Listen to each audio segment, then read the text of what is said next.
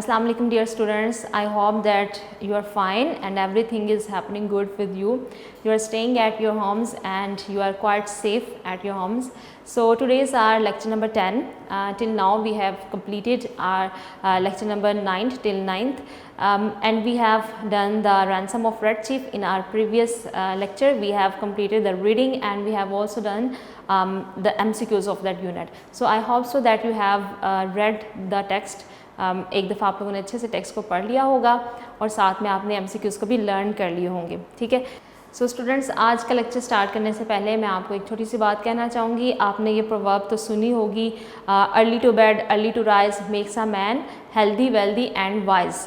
यानी जब आप सुबह सवेरे उठते हैं, आप रात को टाइम पर सो जाते हैं और सुबह सवेरे उठते हैं तो इससे क्या होता है कि आपकी हेल्थ भी अच्छी होती है और साथ ही आप जो भी काम कर रहे हो, जैसे स्टडी करते हो, उसके लिए आपको ज़्यादा टाइम मिल जाता है। आप अपने काम पर ज़्यादा अच्छे से फोकस कर सकते हो, कॉन्सेंट्रेट कर सकते हो और फिर आपके जो गोल्स हैं, जो आपके ड्रीम्स हैं, उनको आप अचीव कर सकते हो क्योंकि आप जो भी काम कर रहे हो, स्टडी कर रहे हो, उसको आप ज़्यादा टाइम दे सकते हो, राइट। और फिर जब आप अपने काम को ज़्यादा टाइम देंगे तो ऑब्वियसली आप मज़ीद जो है लाइफ में वो फ्लरिश करेंगे।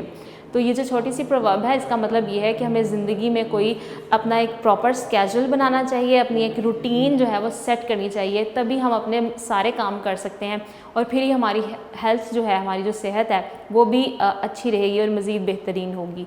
तो इस छोटी सी प्रोवर्ब को आप अपनी लाइफ में इम्प्लीमेंट करें और किस तरह से करें कि अपना एक टाइम टेबल बनाएं, अपनी एक प्रॉपर रूटीन सेट करें, अपनी स्टडी की अपना एक स्केड्यूल बना लें और फिर डेली अपनी स्टडी को प्रॉपर टाइम दें, ठीक है। क्योंकि जब हम चीज़ों को मैनेज कर लेते हैं ना, उनको एक ऑर्गेनाइज्ड फॉर्म में ले आते हैं, तो फिर चीज़ों को टैकल करना और उनको मज़ीद अच्छे की तरफ लेकर जाना हमारे लिए इजी हो जाता है, बजाय इसके कि हम चीज़ों को एट रैंडम करें, यानी बिल्कुल ही डिसऑर्गेनाइज्ड वे में करें, अपना कोई स्केड्यूल ना हो हमारा, ना ही कोई टाइम टेबल हो। अपना एक प्रॉपर स्टडी का टाइम टेबल जो है वो आप बना लें कि मैंने एक सब्जेक्ट को इतना टाइम देना है, दूसरे सब्जेक्ट को इतना टाइम देना है, या अगर आपको लगता है आप किसी सब्जेक्ट में वीक हैं तो उस सब्जेक्ट को आपने ज़्यादा टाइम देना है। इस तरह से अपना एक टाइम टेबल सेट कर लें डेली रीडिंग करने का, पढ़ने का, स्टडी करने का, तो आप देखेंगे कि विद इन अ वीक आप में काफ़ी इम्प्रूवमेंट आएगी, ठीक है। और साथ में जो आपकी क्रिएटिव राइटिंग्स चल रही हैं या आप अपना कोई साथ में कुछ क्रिएटिव कर रहे हो, वो भी करने के लिए आपको ज़्यादा टाइम मिल जाएगा, राइट। तो आज का हम लेक्चर नंबर 10 जो है वो स्टार्ट करेंगे। अभी तक हम लोगों ने MCQs कर लिए हैं, टेक्स्ट हमने रीड कर लिया था। सो आज हम करने वाले हैं पहले वर्ड सेंटेंसेस, राइट। आपने क्या करना है, that I have written the word sentences on the board, you are going to write down this word sentences on your notebook. आपने यही अगर सेंटेंसेस बनाने हैं तो आप इन्हीं को नोट डाउन कर लें, अदरवाइज वर्ड्स जो हैं वो मैंने यहाँ पे प्रोवाइड कर दिए हैं, आपके नोट्स में भी हैं एट पेज नंबर 6। आप वहाँ से वर्ड्स लेकर और अपने से भी कुछ क्रिएटिव सेंटेंसेस अगर आप बनाना चाहते हो या किसी से हेल्प लेकर बनाना चाहते हो, जैसे अपने पेरेंट्स से या इंटरनेट से हेल्प लेकर बनाना चाहते हो, तो आप उस तरह से बना सकते हैं। लेकिन अगर आपने इन्हीं सेंटेंसेस को लिखना है तो वो भी अच्छी बात है, आप इन्हीं को नोट डाउन कर लें अपनी नोटबुक में, राइट। तो हम स्टार्ट करेंगे फर्स्ट वर्ड से पढ़ना। So the first word is communities. Communities का मतलब होता है डिफरेंट सोसाइटीज़, ठीक है। मीनिंग आप साथ में नोट डाउन कर लें, पेंसिल से लिख लें, पेन से लिख लें। जब आप वर्ड लिखोगे साथ ही ब्रैकेट्स में उसका आप मीनिंग भी लिख लें। Communities mean different societies, right. तो इसका सेंटेंस मैंने क्या बनाया है, many communities are facing health problems. बहुत सी कम्युनिटीज़ यानी बहुत सी सोसाइटीज़, बहुत से मुआशरे जो हैं वो हेल्थ की प्रॉब्लम से गुजर रहे हैं, सेहत के मसाइल से दो चार हैं, राइट। ये हमारा फर्स्ट सेंटेंस था। सेकंड हम पढ़ेंगे awful. The second word is awful, जिसका मतलब है टेरिबल। ये वर्ड आपने लेसन में पढ़ा था, ओफुल। ओफुल मीन्स टेरिबल, एक बहुत ही चीज़ जो खौफनाक किस्म की होती है उसे हम कहते हैं awful. So I have made the sentence I saw an awful dream. मैंने एक बहुत ही भयानक ख्वाब देखा, एक बहुत ही टेरिबल ड्रीम देखा। नेक्स्ट आपके पास वर्ड है रेटल्ड। रेटल्ड का मतलब होता है टू प्रोड्यूस साउंड्स, कुछ आवाज़ें निकालना, कुछ आवाज़ों का बन जाना। Rattled means to produce sounds. साथ साथ आप मीनिंग भी लिखते जाइएगा ताकि आप जब सेंटेंस बनाएं तो आपको सेंटेंस अच्छे से याद हो जाए। The window rattle due to storm, यानी विंडो जो है, जो खिड़की थी, वो तूफ़ान की वजह से, स्टॉर्म की वजह से रैटल्ड हुई। रैटल मीन्स उसने खरकना शुरू कर दिया या साउंड्स प्रोड्यूस करना शुरू कर दी, right. Then word number 4 is glance. Glance का मतलब होता है किसी चीज़ पर नज़र डालना, निगाह डालना, किसी चीज़ को देखना। Tom glanced at the clock on the wall. Tom ने जो क्लॉक लगी हुई थी वॉल पर उसने निगाह डाली। ग्लांस्ड मीन्स निगाह डालना, राइट। इसके बाद है आपके पास वर्ड नंबर 5 जो है ट्रैचरी। ट्रैचरी वर्ड आपको याद होगा, आपके लेसन में आया था। इसका मतलब होता है बिट्रेयल, यानी किसी को धोखा देना। ट्रैचरी मीन्स धोखा देना। The king was afraid of treachery. बादशाह जो था वो धोखे से खौफजदा था, उसको ये खौफ था कि कोई उसे धोखा दे देगा। सो ट्रैचरी मीन्स बिट्रेयल, या आप उर्दू में लिखना चाहते हैं मीनिंग तो आप उर्दू में लिख लें धोखा। The king was afraid of treachery, बादशाह धोखे से या ट्रैचरी से बहुत ज़्यादा खौफजदा था, राइट। आपने सेंटेंसेस जो है वो नोट डाउन कर लेने हैं अपनी नोटबुक में। इसके बाद we are moving towards our question answers, short question answers जो आपको पेपर में 10 आएंगे और आपको पेपर में ये 5 शॉर्ट क्वेश्चन आंसर जो है वो अटैम्प्ट करने होंगे। And each question carries 2 marks. ये मैंने आपको पहले भी जब पेपर का पैटर्न आपको डिफाइन किया था तब आपको ये बताया था कि शॉर्ट क्वेश्चन आंसर्स हमारे पेपर में आते हैं जो हम हर यूनिट के करेंगे, हर पोएम के करेंगे, और ईच क्वेश्चन कैरीज 2 मार्क्स। तो टोटल आपके पास 10 मार्क्स जो हैं वो आप यहाँ से अवेल कर सकते हो, राइट। तो हम पढ़ना स्टार्ट करते हैं। Open page number 6 from your notes. Page number 6 जो है अपने नोट्स से वो आप ओपन कर लें। So first we are going to read the first question. पहला क्वेश्चन क्या है? Which part of the United States of America is this story set in? आपको याद होगा जब हमने ये स्टोरी स्टार्ट की थी तभी मैंने आपको बिगिनिंग में बताया था कि ये स्टोरी जो है वो अमेरिका की कौन सी स्टेट में जो है वो लिखी गई है, बनाई गई है। This story is set in Alabama. आपको याद होगा एक स्टेट का नेम आया था अलाबामा, और ये स्टेट जो है इसी में ये स्टोरी जो है वो लिखी गई है, वो सेट इन है। नेक्स्ट क्वेश्चन है why did the 2 men decide to kidnap someone? उन 2 आदमियों ने क्यों ये डिसाइड किया कि वो किसी को किडनैप करेंगे? आपको याद है हु वर द 2 men? कौन थे वो 2 आदमी? कुछ याद है? Yes, Sam and Bill. So Sam and bill ने क्यों डिसाइड किया था कि वो किसी को किडनैप करेंगे? What was the reason behind it? क्या इसके पीछे उनका आइडिया था कि हम किसी को किडनैप करेंगे? They wanted to buy a land in western Illinois. आपको याद होगा ये लाइन सेम आपके यूनिट में आई थी, आपके टेक्स्ट में आई थी, आपने पढ़ा भी था। Because they wanted to buy a land in western Illinois, क्योंकि एक जगह थी जिसका नेम था वेस्टर्न इलिनॉय। वहाँ पर उन्हें कुछ प्रॉपर्टी जो है, कुछ ज़मीन, लैंड वहाँ पर परचेज़ करनी थी। दे हैड अबाउट $600, और उनके पास कितने पैसे थे? दे हैड अबाउट $600, उनके पास $600 मौजूद थे। एंड दे नीडेड $2,000 मोर, और मज़ीद उन्हें कितने पैसे दरकार थे? $2,000 मोर। मज़ीद उन्हें इतने पैसे दरकार थे ताकि वो अपनी प्रॉपर्टी या अपनी लैंड जो है वो परचेज़ कर सकें वहाँ पर। So to cover the amount, so इन पैसों को कवर करने के लिए they decide to kidnap someone, उन्होंने ये डिसाइड किया। दे यहाँ पर यूज़ हुआ है for 2 persons, for Sam and Bill. So उन्होंने ये डिसाइड किया टू किडनैप समवन, कि वो किसी को किडनैप करेंगे। To have a ransom of $2,000, और क्या मिल जाएगा फिर उन्हें जो तावान है यानी जो रैंसम है $2,000 का वो मिल जाएगा। सो बेसिक पर्पस क्या था बिल और सैम का, या 2 किडनैपर्स का बेसिक पर्पस क्या था कि वो क्यों चाहते थे कि हम जो है किसी को किडनैप कर लें? Because they wanted to buy a land in western Illinois and they had quite little money. तो उन्होंने सोचा कि अपने तमाम पैसों को पूरा करने के लिए हम किसी को किडनैप कर लेते हैं, which was a very bad idea. बाद में उनको यही जो बात थी, इसी के बहुत से कंसिक्वेंसेस जो थे वो फेस करना पड़े। जब वो बच्चा जो था, जो बहुत ही डिफ़िकल्ट एंड हैंडफुल विक्टिम था, वो उनको जब उसने बहुत ज़्यादा तंग किया, राइट। अब आ जाते हैं क्वेश्चन नंबर 3 पर। What is the first sign we have in the story that the kidnappers have picked a difficult victim? What is the first sign? पहली ये निशानी क्या है जो हमें स्टोरी में मिली है कि किडनैपर्स ने एक बहुत ही डिफ़िकल्ट विक्टिम को पकड़ लिया है? आपको याद है स्टोरी में मैंने आपको अंडरलाइन भी करवाई थी ये line. When Sam and Bill offered candy to the boy, जब सैम और बिल ने उस बच्चे को कैंडी दी, जब सैम और बिल ने उसे कहा कि would you like to eat some candy? He hit Bill's head with a brick, तो उसने आगे से क्या रिएक्शन शो किया था? उसने बहुत ही एग्रेसिव वे में बिल के सर पे एक ईंट उठा के दे मारी थी। याद है आप लोगों को? ये हमने स्टोरी में पढ़ा था। सो उसने जिससे हमें पता चलता था कि वो बहुत ही डिफ़िकल्ट और बहुत ही ज़्यादा हैंडफुल विक्टिम है। This prove that the boy was handful and a very difficult victim. तो इसी से हमें पता चला कि वो कोई बहुत ही ईजी शिकार नहीं है, बहुत ही ईजी विक्टम नहीं है, वो बहुत डिफ़िकल्ट है, मज़ीद आगे जाके वो प्रॉब्लम्स क्रिएट करेगा जो वाकई उसने क्रिएट की थी, क्योंकि जो उसका पहला रिएक्शन था वो ही हमें देखने को जब मिला तो पता चला कि वो एक बहुत ही अग्रेसिव किस्म का बच्चा है। नेक्स्ट आ जाएं, क्वेश्चन नंबर 4 हम पढ़ेंगे।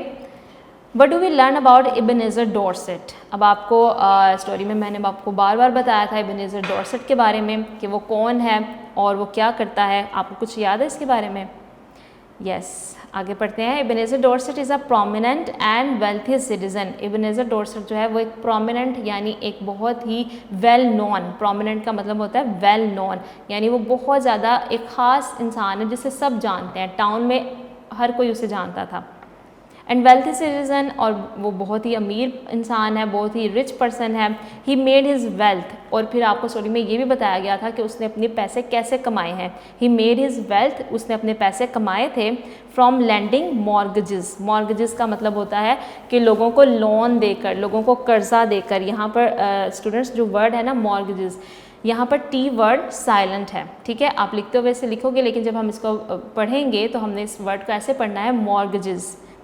सो वो जो इबनेज़र डॉर्सेट था वो क्या करता था, वो लोगों को मॉर्गेजेस यानी लोन दिया करता था, कर्जा दिया करता था, पैसे दिया करता था। एंड मेकिंग फॉरक्लोजर्स, फॉरक्लोजर्स का मतलब भी मैंने आपको समझाया था कि जब लोग उसको पैसे वापस नहीं कर सकते थे, यानी वो इस कंडीशन में नहीं थे, वो बहुत ही गरीब लोग थे, तो वो क्या करता था, वो फॉरक्लोजर्स करता था, यानी लोगों के जो प्रॉपर्टी है या लैंड्स हैं उन पर कब्जा कर लेता था, वो उनसे छीन लेता था।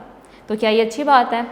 नहीं, वो अपने पैसे किसी अच्छे सॉर्ट ऑफ वे से नहीं कमाता था, बल्कि वो लोगों की ज़मीनों पर, उनके बिजनेस पर, लैंड एंड प्रॉपर्टी पर कब्जा करके पैसे कमाता था, राइट। लोगों को लोन तो ओबियसली वो देता था, मॉर्गेज देता था, गिरवी रख के चीज़ें देता था, लेकिन साथ ही साथ जब लोग इस कंडीशन में नहीं होते थे कि वो उनको उसको पैसे रिटर्न कर सकें, तो वो आगे से उनकी जितनी भी पोजेशंस हैं, हाउस, प्रॉपर्टी, लैंड, उस पर वो कब्जा कर लेता था, राइट। आगे आ जाएंगे, क्वेश्चन नंबर 5 पढ़ेंगे। What do we learn about Johnny Dorset. आप जॉनी डॉर्सेट के बारे में क्या लर्न करते हैं? आपने बिगिनिंग में ही देखा कि वो कैसा बच्चा था, सो अब आपने उसके बारे में बताना है।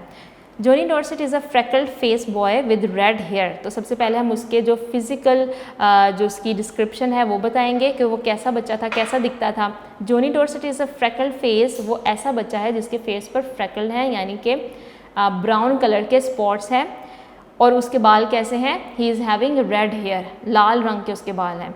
ही इज़ अ डिफ़िकल्ट चाइल्ड, वो एक बहुत ही ज़्यादा मुश्किल किस्म का बच्चा है, ईजी चाइल्ड नहीं है, ऐसा नहीं है कि उसको किडनैप करना बहुत ज़्यादा आसान है। ही is a difficult child who is very naughty and handful, और फिर उसी टाइम वो बहुत ही ज़्यादा शरारती भी है, नोटी किस्म का बच्चा है। हैंडफुल मीन्स बहुत डिफ़िकल्ट है, उसको टैकल करना, उसको हैंडल करना, it is a big problem for the kidnappers. More over he likes camping out. More over means further more यानी मज़ीद, मज़ीद ये कि उसको कैंपिंग आउट यानी ट्रिप्स पर जाना, कैंप्स करना उसे बहुत ज़्यादा पसंद है। आगे आ जाएं, क्वेश्चन नंबर 6 पढ़ते हैं। What games did Johnny play. अब ये जो स्टोरी थी इसकी ड्यूरेशन में आपको याद होगा, जॉनी डिफरेंट गेम्स जो था वो करता रहा था। कभी वो रोल प्ले कर रहा था, ठीक है, कभी उसने बिल को हॉर्स बना दिया था। तो अब आपने बताना है कि वो कौन सी गेम्स हैं जो वो इस स्टोरी में खेलता रहा। At first he played cowboys and Indians. सबसे पहले उसने काउबॉयज़ एंड इंडियंस वाली, रेड इंडियंस वाली गेम जो थी वो खेली। In which he called himself red chief, जिसमें उसने कहा था कि मैं कौन हूँ, मैं रेड चीफ हूँ, यानी अपने आप को उसने ऐसे प्रिटेंड किया था जैसे वो किसी एक बहुत ही बड़े कबीले का, किसी ट्राइब का वो सरदार है। चीफ कहते हैं सरदार को, हेड को। And Bill played role of old hunt, और जो बिल था उसका रोल क्या था, उसने ओल्ड हंट का रोल प्ले किया था। Then he played black scouts in which he was the black scout. इसके बाद उसने ब्लैक स्काउट वाली एक गेम खेली जिसमें वो ब्लैक स्काउट बन गया था। And used Bill as a horse to ride on, और फिर बिल को उसने कैसे यूज़ किया, उसको हॉर्स बना दिया और उसके ऊपर राइड यानी उसके ऊपर सवारी की। At last he played Russian in a Japanese war, और लास्ट में उसने इस तरह से प्रिटेंड किया जैसे वो एक रशियन है और किसी जापानीज़ वॉर में आया हुआ है। याद है आपको, जब वॉर बूम की साउंड वो क्रिएट करता था, यानी ऐसे प्रिटेंड करता था जैसे वो किसी जंग में है और आवाज़ें लगाता था। तो वहाँ पर उसने एज अ रशियन प्ले किया जैसे वो रशियन है किसी जापानीज़ वॉर में। So now we are moving towards question number 7। Question number 7 अब हम पढ़ेंगे, why did Bill try to release Johnny before they had the ransom. Okay, अब बिल ने ये कोशिश क्यों की कि वो जॉनी को पहले ही रिलीज़ कर दे, उसको आज़ाद कर दे, इससे पहले कि उन्हें रैंसम यानी जो पैसे उन्होंने डिमांड किए थे वो मिल जाते। आपको याद है कि स्टोरी के मिडल में तकरीबन ऐसा हुआ था कि बिल उसको एक जगह पर ले गया था और उसको अपने घर का रास्ता दिखा दिया था और उसे कहा था कि तुम यहाँ से चले जाओ। लेकिन क्या हुआ, वो बच्चा वापस उसके पीछे पीछे आता गया और बिल इसको इस बात से बिल्कुल भी पता नहीं था कि वो उसके पीछे आ रहा है। याद है आपको ये इंसिडेंट? सो ये जो क्वेश्चन है ये उससे रिलेट कर रहा है। Why did Bill try to release Johnny before they had the ransom. Ransom को कलेक्ट करने से पहले ही उन्होंने क्यों बिल ने जॉनी को रिलीज़ कर दिया। Bill was being tortured by the red chief Johnny, क्योंकि बिल जो था उसको टॉर्चर किया गया था। रेड चीफ जॉनी ने उसको बहुत टॉर्चर किया था, उसके ऊपर बहुत ज़्यादा जुल्म किए थे। The boy was terrorising him, तो बच्चा जो था वो उसको कंटिन्यूसली उसको बहुत ज़्यादा टेरराइज कर रहा था, उसको बार बार डरा रहा था, धमका रहा था। कभी वो उसको हॉर्स बना देता था, कभी वो उसको ओल्ड हैंक बना देता था। He rode Bill making him his horse, so उसने क्या किया था, उसने रोड किया था यानी राइडिंग भी की थी, उसको घोड़ा बना दिया था। He also attempted to kill him, उसको मारने की भी कोशिश की थी। जब वो नाइफ लेकर उसके ऊपर चढ़ गया था तो ओबियसली ये एक मर्डर अटैम्प्ट भी उसने किया था कि वो बिल को कत्ल कर दे या उसका मर्डर कर दे। Further more Bill was given oats and sand to eat, और फिर उसने ये भी किया था कि बिल को उसने ओट्स और सैंड खाने को दी थी, यानी रेत और वो वाला खाना दिया था जो हॉर्सेस को दिया जाता है, और उससे कहा था कि तुम ये खाना खाओ।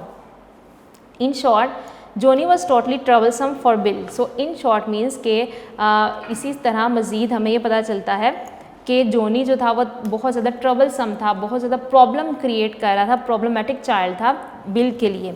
दस ही ट्राई टू रिलीज़ हिम, इसलिए बिल ने ये डिसाइड किया कि वो उसे रिलीज़ कर देगा, मीन्स टू फ्री, उसको फ्री कर देगा, वो उसको जाने देगा अपने घर, क्योंकि उस पर उसने बहुत ज़्यादा जुल्म किए थे। उसको हॉर्स बनाया, उसको ओल्ड हैंक बनाया, फिर उसको सैंड कहा, रेत दी, मट्टी दी उसे खाने के लिए।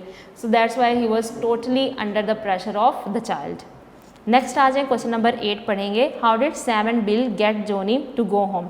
अब लास्ट में जब पैसे जो थे वो उन्हें नहीं मिले थे और उन्होंने बच्चे को वापस करना था, उसके फादर की तरफ रिटर्न करना था, तो उन्होंने किस तरह से जॉनी को वो लेकर गए थे। They got Johnny to go home by saying that his father had brought a new toy for him. वो जो है जॉनी उसको किस तरह से लेकर गए कि उन्होंने जॉनी से ये कहा कि तुम्हारे फादर तुम्हारे लिए कुछ टॉयज़ लेकर आए हैं, कुछ खिलौने लेकर आए हैं, न्यू टॉयज़ तुम्हारे लिए लेकर आए हैं। And they were going to play with the new toys the next day, और कल वो जाकर अगले दिन जो है वो उन खिलौनों से खेलेंगे। सो बिल ने और सैम ने ये डिसाइड किया था कि उन्होंने उस बच्चे से कहा कि तुम्हारे फादर तुम्हारे लिए न्यू टॉयज़ लेकर आए हैं, नए खिलौने लेकर आए हैं, तो चलो हम चलते हैं और उन टॉयज़ के साथ जाकर खेलते हैं। ऐसा उन्होंने क्यों किया था? ऐसा उन्होंने बेसिकली इसलिए किया था क्योंकि अगर वो बच्चे से ये कहते हैं कि हम तुम्हें रिटर्न करने जा रहे हैं, तुम्हारे फादर को वापस देने जा रहे हैं, तो ऑब्वियसली वो जो बच्चा है वो बिल्कुल भी ना जाता, क्योंकि वो वहाँ पे बहुत इन्जॉय कर रहा था, उसको स्कूल भी नहीं जाना पड़ रहा था, जो उसकी डेली की रूटीन थी वो अब नहीं थी, अब वो चेंज फील कर रहा था, बहुत ज़्यादा हैप्पी था वहाँ आकर। सो वो बिल्कुल भी वापस ना जाता। सो बिल एंड सैम ने ये डिसाइड किया था कि हम इसे ये कहते हैं कि तुम्हारे फादर तुम्हारे लिए न्यू टॉयज़ लेकर आए हैं, so let's we go and play with them. Now we are moving towards question number 9। Question number 9 हम साथ में पढ़ेंगे। Where did Bill say that he would get in 10 minutes. Bill ने क्या कहा कि 10 मिनट में वो कहाँ चला जाएगा। अब ये जो क्वेश्चन है ये एंडिंग पार्ट जो हमारा स्टोरी का था उससे ये रिलेट कर रहा है, यानी ये क्वेश्चन वहाँ से आपसे पूछा गया है जो एंडिंग पार्ट था आपकी स्टोरी का। Where did Bill say that he would get to in 10 minutes. वो 10 मिनट्स में कहाँ चला जाएगा। इज़ दैट पॉसिबल, क्या वो पॉसिबल था, यानी जो बात उसने कही क्या वो वाकई ही रियलिटी में पॉसिबल थी, ऐसा हो सकता था। वट डज़ ही मीन, उसका ये बात कहने का क्या मतलब था, यानी अगर उसने ये बात कही थी कि मैं 10 मिनट में यहाँ से बॉर्डर पार कर जाऊँगा, तो ये बात कहने का क्या मतलब था। Bill said to Bill said so at the end of the story. Bill ने ऐसी बात बिल्कुल स्टोरी के लास्ट में कही थी। When they return the boy to his father, जब उन्होंने बच्चे को उसके फादर को रिटर्न किया था, तब ये बात जो थी बिल ने स्टोरी के लास्ट में कही थी। सर्टनली, सर्टनली मीन्स ऑब्वियसली, यानी यकीनन। इट इज़ नॉट पॉसिबल, ये पॉसिबल नहीं है टू क्रॉस द कंट्री, यानी एक मुल्क पार कर लिया जाए। ऑब्वियसली ये बिल्कुल भी पॉसिबल नहीं है कि एक मुल्क को 10 मिनट्स में पार कर लिया जाए, हम उसके बॉर्डर तक पहुंच जाएं इन सच अ शॉर्ट टाइम, इतने कम वक्त में। So certainly it was not possible, obviously ये पॉसिबल नहीं है कि हम 10 मिनट्स में अपनी कंट्री का बॉर्डर जो है वो पार कर जाएं, यानी इतने दूर चले जाएं, क्योंकि वो जो टाउन है ना वो बॉर्डर से काफ़ी दूर है। ऐसा नहीं है कि वो बिल्कुल बॉर्डर के पास है या बॉर्डर उससे बिल्कुल नज़दीक है। लेकिन बिल फिर भी ये कहता है, उसके फादर से रिक्वेस्ट करता है, बहुत ज़्यादा मिजरेबली रिक्वेस्ट करता है कि आप इस बच्चे को 10 मिनट्स के लिए पकड़ लें और फिर मैं यहाँ से एटलीस्ट 10 मिनट्स में मैं पूरी कंट्री जो है वो पार कर जाऊँगा और इस कंट्री से भी बाहर चला जाऊँगा, क्योंकि वो उस बच्चे से बहुत ज़्यादा तंग आ चुका है। He meant to run away from that maddening boy. He meant means कि उसका मतलब ये था टू रन अवे, कि वो भाग निकले फ्रॉम दैट मैडनिंग बॉय, उस पागल कर देने वाले बच्चे से। उसका कहने का मतलब ये था कि वो उस पागल कर देने वाले बच्चे से भाग निकले। In fact it is one of the in fact means दरअसल, it is one of the element of exaggeration. Element कहते हैं किसी चीज़ के आंसर को। Exaggeration means over statement. इसका मतलब आप ऊपर लिख लें, ये वर्ड थोड़ा सा समझने वाला है। Exaggeration means over statement. In fact this is one of the element of exaggeration. ये जो बात कही थी उसने, ये असल में एग्जैजरेशन का एलिमेंट था, यानी ये बात उसने बढ़ा चढ़ा के बयान की थी। अगर आप इसका उर्दू में मतलब समझ लें तो इसका मतलब यह है कि उसने बढ़ा चढ़ा के बयान की थी इन दिस स्टोरी, इस कहानी में। असल में उसने ये बात जो थी ये बहुत ही बढ़ा चढ़ा कर बयान की थी। रियलिटी में तो ऐसा पॉसिबल नहीं है कि एक बच्चे को 10 मिनट्स के लिए पकड़ के रखा जाए और फिर आप जो है वो कंट्री का बॉर्डर पार कर जाएं, आगे चले जाएं, कंट्री का बॉर्डर क्रॉस करके मज़ीद आगे चले जाएं। सो बिल क्योंकि बहुत ज़्यादा टेरिफाइड था और वो बहुत ज़्यादा हेल्पलेस फील कर रहा था, डेस्परेट था, तो उसने उसके फादर से रिक्वेस्ट की कि आप इस बच्चे को 10 मिनट्स के लिए पकड़ लें and then I will cross the border. लेकिन बॉर्डर तो ऑब्वियसली वो क्रॉस नहीं कर पाया था, क्योंकि ये पॉसिबल ही नहीं है ह्यूमनली। सो वो तकरीबन उस टाउन से 1.5 माइल वहाँ से बाहर आ चुका था। सो डियर स्टूडेंट्स, हमने यहाँ तक आज जो है क्वेश्चन आंसर्स अपने कंप्लीट कर लिए हैं। टोटल आपके पास है 9 क्वेश्चन आंसर्स, ठीक है। From question number 1 to question number 9 we have read and we have completed all the questions. अब आज आपने क्या करना है कि सबसे पहले आपने वर्ड सेंटेंसेस, क्योंकि हमने लेक्चर की बिगिनिंग में किए हैं, सो हम क्या करेंगे कि लेक्चर्स सबसे पहले आपने सेंटेंसेस जो हैं वो लर्न करने हैं, उसके बाद आपने राइट डाउन करने हैं, मीनिंग्स भी आप इनके लर्न कर लें। और if you want to make your own sentences that is very good. खुद से बनाना चाहते हैं कुछ सेंटेंसेस तो आप खुद से बना सकते हैं, लेकिन अगर आपने यही वाले सेंटेंसेस फॉलो करने हैं तो यही बना लें, राइट। उसके बाद आपने जो आज क्वेश्चन आंसर्स पढ़े हैं ये आप मज़ीद क्वेश्चन नंबर 1 से लेकर क्वेश्चन नंबर 9 तक आज आप लर्न करेंगे। आपका मज़ीद टास्क जो है वो यही है। आज हमने अपना यूनिट जो है वो कंप्लीट कर लिया है, रीडिंग भी हमारी हो चुकी है, MCQs भी, क्वेश्चन आंसर्स एंड सेंटेंसेस का पार्ट भी हमारा कवर हो चुका है। सो आज यहाँ तक आपने एक दफ़ा यूनिट को दोबारा से पढ़ना है, रीडिंग भी एक दफ़ा दोबारा कर लें, डिफ़िकल्ट वर्ड्स भी देख लें, ताकि आप जो है वो इसको अच्छे से रिमाइंड कर सकें। सो स्टूडेंट्स, हम क्या करते हैं कि एक दफ़ा अपनी स्टोरी को दोबारा से रिकॉल कर लेते हैं। आपने the ransom of red chief में क्या पढ़ा? देयर वर 4 कैरेक्टर्स, आपके पास 4 कैरेक्टर्स थे। फर्स्ट आपके पास था बिल का कैरेक्टर जो एक किडनैपर है, और सैम का कैरेक्टर जो कि वो भी एक किडनैपर है but he is also narrating the story. और साथ ही आपके पास जोनी डॉर्सेट है जो कि किडनैप चाइल्ड है and he is 10 years old, he is having freckles on his face and he has red hair, right। तो उसके साथ जो उसका फादर था, मीन्स जो जोनी डॉर्सेट का फादर है उसका नेम था Ebenezer Dorset and he was a very wealthy citizen, right. तो एक दफ़ा हम रिकॉल कर लेते हैं कि स्टोरी में क्या हुआ था। हमारे पास 2 किडनैपर्स थे और उन्होंने क्योंकि कुछ लैंड को कुछ परचेज़ करना था, एक लैंड को परचेज़ करना था, सो उन्होंने क्या किया कि उन्होंने कुछ पैसे जो उनको पैसे चाहिए थे उसको हासिल करने के लिए उन्होंने ये सोचा कि हम किसी को किडनैप कर लेते हैं और किडनैप करके हम कुछ पैसे जो हैं वो डिमांड करेंगे, राइट। तो उन्होंने इस पर्पज़ के लिए एक बहुत ही वेल्थी सिटीज़न था जिसका नेम था इबनेज़र डॉर्सेट, उसके बेटे को उन्होंने सिलेक्ट किया और सोचा कि हम इसे किडनैप कर लेते हैं, जिसका नेम था जोनी डॉर्सेट। उसको उन्होंने किडनैप कर लिया। लेकिन आफ्टर किडनैपिंग उन्हें ये बात पता चली कि ये बच्चा तो बहुत ही ज़्यादा हैंडफुल एंड डिफ़िकल्ट विक्टिम है, बहुत ही ज़्यादा एक तरह से आप समझ लें डिफ़िकल्ट बच्चा है जिसको टैकल करना और हैंडल करना बहुत ज़्यादा मुश्किल है। सो फिर बाद में क्या हुआ, और वो जो बच्चा था उसने बजाय इसके कि वो किडनैप, क्योंकि वो बच्चा था तो बजाय इसके कि वो कंफ्यूज हो जाता या परेशान होता कि वो उसको किडनैप कर लिया गया है, वो मज़ीद इस सारे सिनेरियो को एंजॉय करता रहा और उसने इस तरह से प्रिटेंड किया जैसे वो किसी ट्रिप पर आया हुआ है या किसी कैंप पर आया हुआ है। तो वो बहुत ज़्यादा इन्जॉय करने लग गया और इतना इन्जॉय उसने किया कि वो अब चाहता था कि वो वापस ना जाए। लेकिन वो कंटिन्यूसली दोनों जो किडनैपर्स हैं उनको वो टॉर्चर कर रहा था। स्पेशली जो बिल था, जो एक किडनैपर है, उसने इतना टॉर्चर किया, इतना उसको परेशान किया कि वो एक दफ़ा उसको वो जाकर एक रास्ते में छोड़ आया और उसने कहा कि अब तुम घर चले जाओ। लेकिन जो जॉनी डॉर्सेट था वो बहुत ज़्यादा हैप्पी था क्योंकि इस कैंपिंग पर, तो उसने कहा कि मैं तो वापस आऊँगा। तो वो बिल के साथ पीछे पीछे वापस आ गया। अब जो सैम था उसने एक लेटर लिखा था उसके फादर को, उसको डिमांड किया, कुछ पैसे उन्होंने डिमांड किए थे। लेकिन बाद में जब उनके फादर ने रिटर्न लेटर किया तो उसमें उसने ये कहा कि आप मेरा बच्चा भी मुझे वापस देंगे और साथ इतने पैसे जो हैं मुझे आप देंगे, तब मैं अपना जो उसका चाइल्ड है वो वापस देगा। सो लास्ट में हमने स्टोरी में क्या पढ़ा था कि एंडिंग पार्ट जो था स्टोरी का वो ये हुआ था कि सैम और बिल को खुद से पैसे देना पड़े थे और पैसे देने के बाद उन्होंने उस बच्चे को जो है वो वापस किया, खुद से उन्होंने पैसे भी दिए और उस बच्चे को वापस भी किया क्योंकि वो बच्चा उनको कंटिन्यूसली टॉर्चर कर रहा था, उनको बहुत ज़्यादा डिस्टर्ब कर रहा था, उन्हें टीज़ कर रहा था। सो मोरल स्टोरी का बेसिकली जो मैसेज है, मोरल है स्टोरी का, वो क्या था कि जब भी आप कुछ लाइफ में करना चाहते हो, कोई भी एक्शन करना चाहते हो, कोई आपका काम है, तो हमेशा उसको एक डायरेक्ट वे में करें, बजाय इसके कि आप किसी रॉन्ग वे में लें, किसी रॉन्ग रास्ते से आप आगे चलें।